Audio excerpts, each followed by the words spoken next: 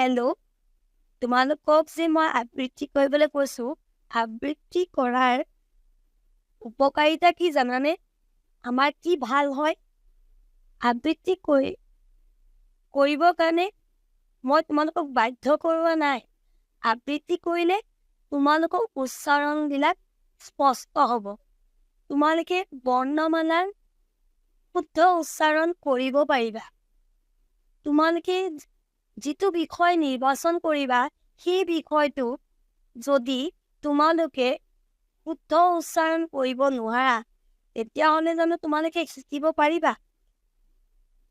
ভালকৈ বা তোমালোকে সেই বিষয়টো পাৰদৰ্শিতা অৰ্জন কৰিব পাৰিবা জানো?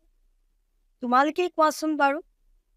যেতিয়া কিবা এটা আমি শিকাৰ প্ৰতি আগ্ৰহী হওঁ, তেতিয়াহে আমি শিকিব পাৰোঁ। জোৰ জবস্তি বা জোৰ জুলুম কৰি কিবা এটা বস্তু শিকাব পাৰিম জানো? নোৱাৰোঁ নহয়। পাৰিম। এতিয়া মই তোমালোকৰ মৰমৰ শিৱী, মই মুখস্থ কৰিছোঁ তোমালোকক শিকাবৰ কাৰণে, মই নিজে শিকিবৰ কাৰণে।